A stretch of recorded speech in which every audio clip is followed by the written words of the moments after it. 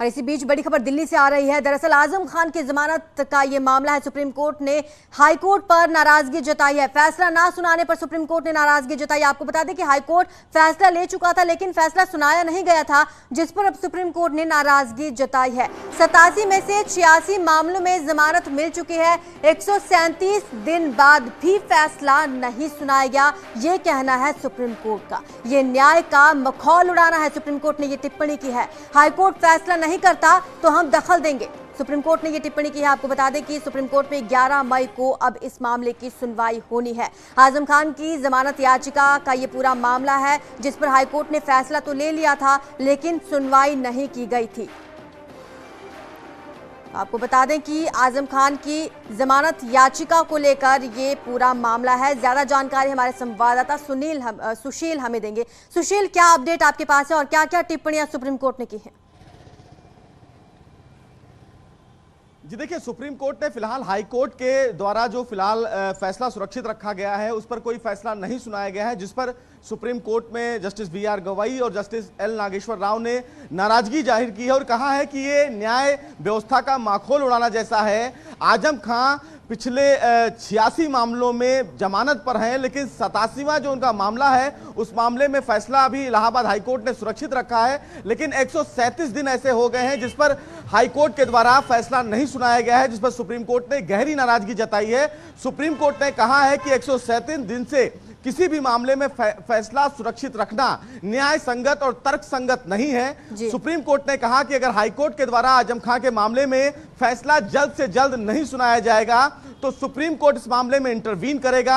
हालांकि 11 मई की तारीख मुकर्रर की है आजम खां के मामले की सुनवाई के लिए। अगर 11 मई से पहले इलाहाबाद हाईकोर्ट इस मामले में अपना फैसला नहीं सुनाता है तो निश्चित रूप से सुप्रीम कोर्ट जमानत के मामले में सुनवाई करेगा आजम खां के और आगे की प्रक्रिया को आगे बढ़ाएगा। लेकिन सुप्रीम कोर्ट द्वारा ये एक बड़ी टिप्पणी है हाईकोर्ट के द्वारा फैसला सुरक्षित रखने पर और 137 दिन तक फैसला ना सुनाने पर। यह कहीं ना कहीं हाईकोर्ट को लेकर एक बड़ी टिप्पणी है। हालांकि सुप्रीम कोर्ट के द्वारा हाईकोर्ट के द्वारा जो काम किया जा रहा है उस पर कई बार टिप्पणियां सुप्रीम कोर्ट के द्वारा की गई हैं, लेकिन अब यह ताजा मामला है जिस पर सुप्रीम कोर्ट ने हाईकोर्ट के फैसले की प्रक्रिया पर एक बड़ा सवाल उठाया है और बड़ा सवाल खड़ा किया है। अब देखना बेहद अहम होगा कि जब सुप्रीम कोर्ट की एक कड़ी टिप्पणी फिलहाल आजम खां की जमानत पर आया है तो क्या आने वाले दिनों में हाईकोर्ट आजम खां की जमानत पर फैसला सुनाता है या नहीं सुनाता है। कपिल सिब्बल की तरफ से कोर्ट में यह दलील दी गई थी कि लंबे समय से, यानी कि पिछले साल दिसंबर से ही इस पूरे मामले में सुनवाई फिलहाल पूरी हो चुकी है और फैसला सुरक्षित है और तब से लेकर आज तक आजम खां जेल में हैं, अपनी जमानत के फैसले का इंतजार कर रहे हैं, लेकिन इलाहाबाद हाईकोर्ट के द्वारा उनकी जमानत पर फिलहाल फैसला नहीं सुनाया जा रहा है और इसीलिए कपिल सिब्बल सुप्रीम कोर्ट पहुंचे थे।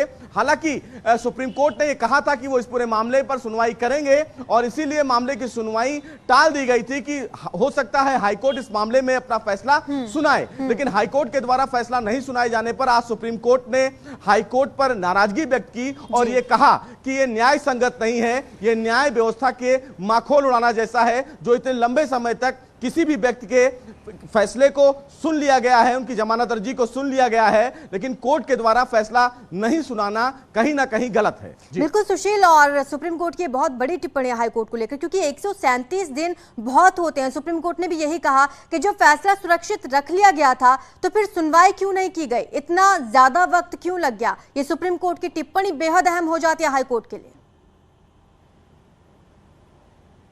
जी बिल्कुल, देखिए साफ तौर से लगभग 87 मामले आजम खां के खिलाफ दर्ज थे, जिसमें से 86 ऐसे मामले हैं जिसमें आजम खां को जमानत मिल चुकी है।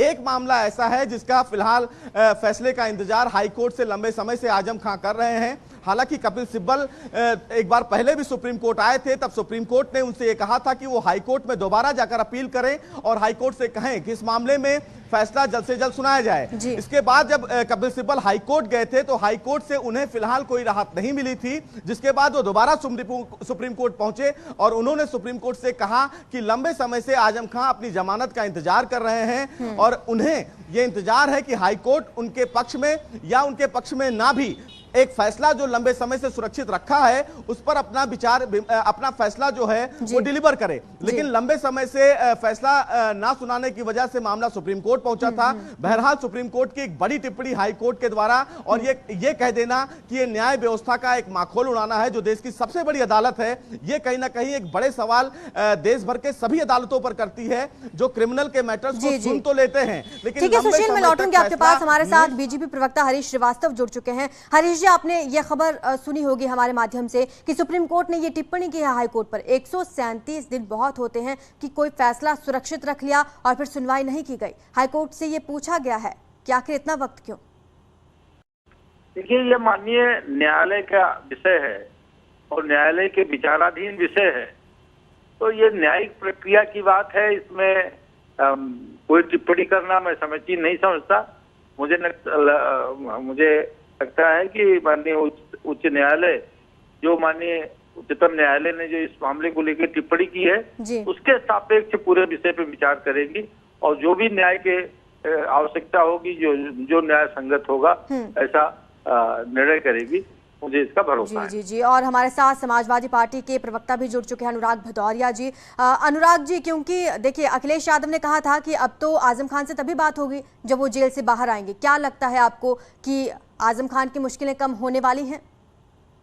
देखिए, जिस तरह का अत्याचार भारतीय जनता पार्टी की सरकार ने अपनाया है, ये तानाशाह रवैया जो अपनाया है, जिस तरह के बकरी चोरी, किताब चोरी, भैंस चोरी का जो इंजाम लगा के जेल भेजा गया है, ये तो पहली बार देश के इतिहास में देखने को मिला है कि बकरी चोरी पे भी FIR है, किताब चोरी, बताइए, इस तरह के FIR लगा के आपने जेल में डाल दिया। और उसके बाद सरकार को इस बात की भी चिंता नहीं है कि इतना गलत काम करने के बावजूद भी सरकार फिर भी ऐंठ के बात करती है। अरे भाई, सरकारें आती जाती रहती हैं, एक निर्दोष व्यक्ति को आप जेल में डालते हो और उसके बाद फिर आप उस पर राजनीति भी करते हो। तो ये भारतीय जनता पार्टी ने जो अत्याचार किया है, यही जनता, एक कभी वक्त आएगा ऐसा नहीं है, वक्त आते जाते रहते हैं, यही जनता मुंह तोड़ जवाब देगी। और मुझे पूरा विश्वास है कि सुप्रीम कोर्ट से, कि देश की न्यायपालिका पे सभी को यकीन है और देश की न्यायपालिका सम्मान करेगी और उनको जल्दी रिहा करेगी।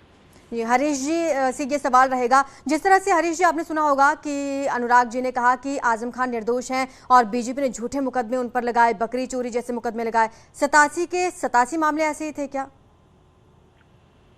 देखिए, अब अनुराग जी क्या कह रहे हैं ये उनका अपना विषय हो सकता है, लेकिन हम जो निर्णय है, जो न्यायिक प्रक्रिया है, उसमें न्यायालय ही सिद्ध करता है कि कौन दोषी है, कौन निर्दोष है।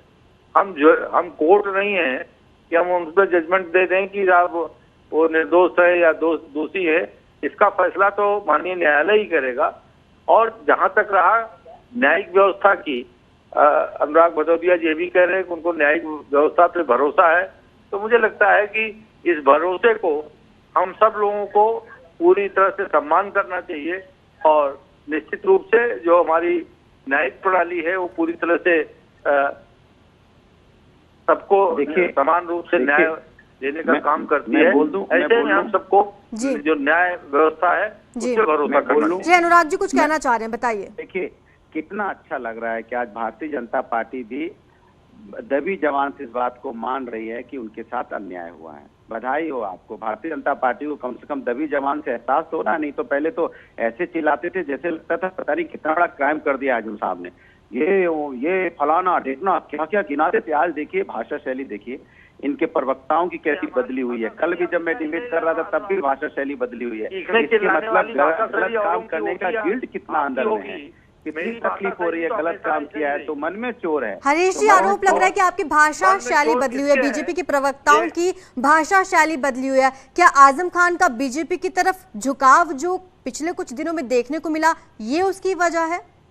नहीं, ये देखिए, ये अनुराग भदौरिया जी की बोल वचन है, लेकिन जैसा मैंने कहा कि जो न्यायिक व्यवस्था है, जो न्यायिक प्रणाली है, क्या बात, हम उसका सम्मान करते हैं। और अनुराग जी भी कह रहे थे कि तो न्यायिक व्यवस्था का सम्मान करते हैं, तो फिर आप इस तरह की बात क्यों कर रहे हैं? भारतीय जनता पार्टी न्यायालय थोड़ा है, आपने भारतीय जनता पार्टी के ऊपर दोषारोपण कर दिया। तो ये तो समाजवादी पार्टी ने गलत किया था कि नहीं? अपना एजेंडा है जिसके तहत बात करती है, लेकिन अच्छा। वास्तविकता यह है कि दोष सिद्ध करना या दोष मुक्त करना ये न्यायालय का काम है, वही इस जिम्मेदारी को निभाता है। और हम अच्छा, सबको बताइए। अनुराग जी, भारतीय जनता पार्टी न्यायपालिका नहीं है। अच्छा ये बताइए कि भारतीय जनता पार्टी की सरकार ने गलत किया कि नहीं किया? बकरी चोरी, भैंस चोरी, किताब चोरी का बताइए, ये गलत था कि नहीं? झूठे मुकदमे फंसाए कि नहीं? लेकिन देखिए अनुराग जी, जहां तक मेरी जानकारी है, ये जो मामला जो पेंडिंग बचा है, ये शत्रु संपत्ति का मामला है। अरे वो तो अलग बात है, मैंने दूसरे मुकदमे जो उन्होंने लगाए थे, मैं पूछना चाह रहा हूँ कि क्या लेकिन उसमें तो जमानत मिल चुकी है उनको। 87 मामलों में से 86 में तो जमानत मिल चुकी है अनुराग जी। उसको अगर आप उनको होती है, निर्दोष बताते हैं तो फिर कोई बात दोषी होती नहीं है। है। आपने इतने दिन तक उनके पे झूठे मुकदमे क्यों लगाए? वही तो मैं पूछना चाह रहा हूँ। लेकिन आप देखिए, झूठे और सही का फैसला आप करेंगे। अरे तो झूठे और सही का फैसला करने के लिए न्यायालय है, वही इस पे फैसला चली जाएगी, झूठे एफआईआर कर देगी, तो क्या ये आप कौन तय करने वाले हैं? झूठा एफआईआर करेगा? चलिए, कोर्ट ये तय कर चुका है कौन से मुकदमे झूठे थे, कौन से मुकदमे सच्चे हैं। जो एक मुकदमा बचा है उस पर भी अभी सुनवाई होना बाकी है। हाईकोर्ट ने तो अपना फैसला सुरक्षित रख लिया था। मुद्दा यह है कि सुप्रीम कोर्ट ने ये टिप्पणी की है कि 137 दिन बीत गए, अब तक आखिरकार फैसला क्यों नहीं सुनाया गया? अनुराग जी देखिए, ये मैं पूछना चाहता हूँ भारतीय जनता पार्टी की सरकार से कि भाई पैरोकार तो यही है, और दूसरी जहां तक सर्वोच्च न्यायालय का तो देखो सम्मान नहीं, सर्वोच्च न्यायालय ने अपनी जो टिप्पणी की है उसका तो सम्मान रहेगा ही, क्योंकि हम लोग तो न्यायपालिका और संविधान को मानने वाले लोग हैं। लेकिन मैं भारतीय जनता पार्टी से बार बार पूछना चाह रहा हूं कि आप ये झूठे मुकदमे क्यों लगाते हो? ये झूठे मुकदमे पे भी सजा होनी चाहिए कि सरकार के ऊपर भी सुप्रीम कोर्ट को बोलना चाहिए। चलिए अनुराग जी, हमारे संवाददाता सुशील भी हमारे साथ जुड़े हुए। सुशील, ये जो अभी वाला मुकदमा है जिस पर ये सुनवाई चल रही है, लास्ट मुकदमा जो आजम खान पर ये बना हुआ है, इसके बारे में थोड़ा बताइए, क्योंकि लगातार ये आरोप लग रहे हैं, समाजवादी पार्टी के प्रवक्ता आरोप लगा रहे हैं कि भारतीय जनता पार्टी ने बकरी चोरी जैसे झूठे मुकदमे लगाए हैं आजम खान पर। जी देखिए, ये फिलहाल राजनीति का अपना अलग मुद्दा है। अनुराग जी क्या कहते हैं, बीजेपी क्या कहती है। हालांकि जब सपा का मामला था तब उनके भी मामले में देखिए आजम खान उस टाइम मिनिस्टर थे, तो भैंस चोरी का भी मामला चल रहा था जब आजम खान की भैंस खोजी जा रही थी। तो ये राजनीति का अपना पहल है। लेकिन कानूनी रूप से अगर बात करें तो फिलहाल ये मामला वक्फ बोर्ड से जुड़ा हुआ था, जिसमें फिलहाल मामले में इलाहाबाद हाई कोर्ट में सुनवाई चली। सुनवाई के दौरान कोर्ट ने लास्ट दिसंबर में अपना फैसला सुरक्षित रखा। लेकिन अब इसमें जो नया फिलहाल जो पहलू जुड़ा है, उसमें यूपी गवर्नमेंट ने भी हाल ही में इलाहाबाद हाई कोर्ट में एक एफिडेविट फाइल किया, एक एप्लीकेशन फाइल किया, जिसमें उन्होंने कहा है कि आजम खान की जमानत में कुछ नए तथ्य हैं जो यूपी सरकार इस पूरे मामले में आर्ग्यू करना चाहती है। तो अब फिलहाल उससे पहले आजम खान सुप्रीम कोर्ट पहुंच गए थे। सुप्रीम कोर्ट की तरफ से इस प्रकार की टिप्पणी कहीं ना कहीं अब इस पूरे मामले में सुनवाई की एक नई दिशा जरूर तय करेगी, क्योंकि जिस तरह यूपी सरकार की तरफ से एक नया हलफनामा हाईकोर्ट में दाखिल किया गया और यह कहा गया है कि उनकी जमानत से जुड़े कुछ नए तथ्य हैं जिसमें यूपी सरकार आर्गुमेंट करना चाहती है, तो अब उस पूरे मामले की सुनवाई शुरू होगी और आजम खान के वकील को इस पूरे मामले में नोटिस जारी किया जाएगा। सुशील, ये तथ्य कौन से, इस पर भी हम बात करेंगे। हमारे साथ दोनों प्रवक्ता लगातार जुड़े हुए हैं। अगर आपका उनसे डायरेक्ट कोई क्वेश्चन है आपका तो आप पूछ सकते हैं।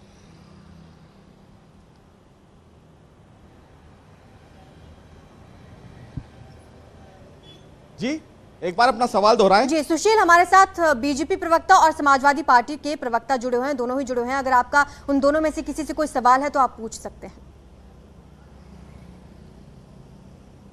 जी सबसे बड़ा सवाल यही है अनुराग जी, चूंकि काफी तेज तर्रार प्रवक्ता हैं, वही जवाब दे दें जिस तरह वो कह रहे हैं कि बीजेपी इस पूरे मामले में उनको फंसा रही है। लेकिन जब मामला कानून के दायरे में आता है तो ना बीजेपी का कोई मामला होता है ना सपा का मामला होता है। अनुराग जी बेहतर समझते हैं कि जब उनकी सत्ता थी तो उनका किस तरह, उनकी पुलिस किस तरह काम कर रही थी, और जब अब बीजेपी की सरकार है तो बीजेपी किस आधार पर काम कर रही है। आजम खान पे जो मामले दर्ज हैं वो पुराने मामले दर्ज हैं और उन्हीं के आधार पर आजम खान कानूनी लड़ाई लड़ते हुए 86 मामले में जमानत पर हैं। ऐसे में बीजेपी पर आरोप लगाना, क्योंकि न्याय प्रक्रिया बीजेपी के आधार पर नहीं चलती है, न्याय में न्यायपालिका जो है वो सबूतों पर चलती है। तो अब सीधे रूप से अनुराग जी ये कहें कि अगर सुप्रीम कोर्ट ने हाई कोर्ट पर यह सवाल खड़ा किया है तो उसमें बीजेपी क्या करे? अनुराग जी सवाल शायद पत्रकार महोदय समझ नहीं पा रहे हैं। सवाल ये है कि एफआईआर किसने की थी? न्यायपालिका ने तो नहीं की। एफआईआर तो उत्तर प्रदेश की पुलिस ने की और सरकार की सहायता की गई। और लगातार उनको झूठे मुकदमे फंसाया गया। उसके बाद न्यायपालिका आती है, वो तो शुक्र मनाओ हिंदुस्तान में न्यायपालिका है, वरना ये जो जालिम सरकार है प्रभु आपको भी नहीं छोड़ेगी। आप भी गलत रिपोर्टिंग, आप उसको सही करा रहे करोगे तो आपको भी, सुन तो लीजिए, आपके ऊपर भी मुकदमा लगा देती है। बलिया का केस देखा ना, कहा कि जब आप चलिए इस मुद्दे पर राजनीति तो यूं ही चलती रहेगी और आरोप प्रत्यारोप का सिलसिला भी यूं ही जारी रहेगा। बहुत बहुत शुक्रिया आप तीनों का ही हमारे साथ जुड़ने के लिए। तो ज्ञानवापी